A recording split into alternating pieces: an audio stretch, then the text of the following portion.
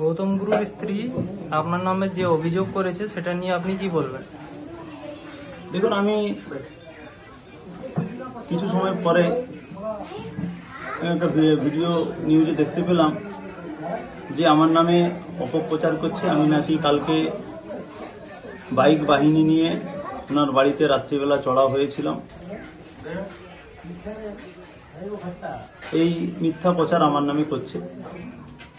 উনি যদি এটা প্রমাণ দিতে পারেন, ওনার বাড়ির পাশে আরো বিভিন্ন জনের বাড়ি রয়েছে, সেখান থেকে আপনারা প্রমাণ পেয়ে যাবেন যে আমরা ওনার বাড়িতে কোনো সময় গিয়েছি বা কিছু করেছি। 2021 সাল থেকে উনি বিজেপিতে আছেন। কোনো রকম কোনো সময় আমাদের মধ্যে সমস্যা নেই, গন্ডগোল নেই। আমি গৌতম বাবুকে গৌতম কাকা এবং তার স্ত্রীকে কাকিমা বলে সম্বর্ধনা করি। আজকে এই মিথ্যা অপপ্রচার আমার নামে রটাচ্ছে। আমি যতটা জানি পুলিশ আজকে কেন গিয়েছে সেটা আমি আমাদের বুথে এই অবস্থায় আছি এখন। আমি কিছু সময় পরে জানতে পারলাম যে ওনার বাড়িতে নাকি পুলিশ গিয়েছে। আগামীকালকে ময়নার বাগচা অঞ্চলে যেভাবে উত্তম সিংয়ের নেতৃত্বে, গৌতম গুরুর নেতৃত্বে যেভাবে আক্রমণ চালানো হয়েছে, আমাদের তৃণমূল কংগ্রেসের কর্মীকে বেধড়ক মারধর করেছে, রড দিয়ে এমন মেরেছে, ময়না হসপিটাল রেফার করে দিয়েছে জেলা হাসপাতালে। তার অবস্থা খুব আশঙ্কাজনক অবস্থায় রয়েছে, মৃত্যুর সঙ্গে উনি পাঞ্জা লড়ছেন। যতটা শুনেছি ওনার নামে এই বিষয় নিয়ে এফআইআর হয়েছে, এই কারণে পুলিশ ওনার বাড়িতে নাকি গিয়েছে।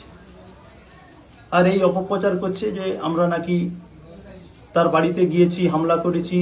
তার বাড়ির পাশের বাড়ির লোক আছে, এলাকার মানুষ আছে, এতদিন ধরে আছে, আমাদের সঙ্গে কোনো রকম কোনো সমস্যা নেই। আজ নিজেকে বাঁচানোর জন্য এইভাবে শাহজাহান আলীকে এবং আমাকে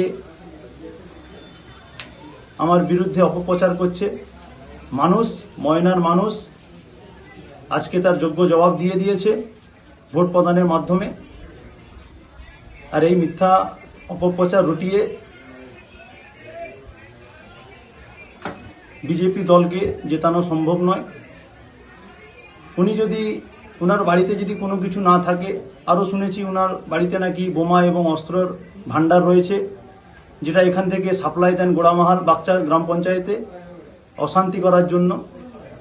তো ওনার বাড়িতে যদি কোনো কিছু না থাকে তাহলে উনি পুলিশকে কেন ঢুকতে দিচ্ছেন না? সেই সঙ্গে ওনাদের প্রার্থীকে তারা ডেকে এনেছেন যাতে ওনার বাড়িতে সার্চ না করা হয়। উনি যদি সৎ পথে থাকেন তাহলে ওনার বাড়ি সার্চ হোক না, অসুবিধা কি? দিনের পর দিন বাগচাতে যে তাণ্ডব চালিয়ে যাচ্ছে, যে অস্ত্র মজুদ রয়েছে তাদের বাড়িতে, এটার সত্যতা প্রমাণিত হয়ে যাবে। যার কারণে ভয়ে ওরা পুলিশকে ঘর সার্চ করতে দিচ্ছে না। এটাই হচ্ছে আসল তথ্য, আসল কাহিনী।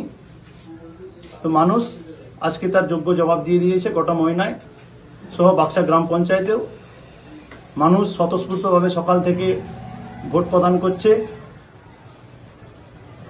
শান্তভাবে চারিদিকে ভোট হচ্ছে। নমস্কার, আমি শেখ হাফেজ আলী, জেলা তৃণমূল ছাত্র পরিষদের সাধারণ সম্পাদক।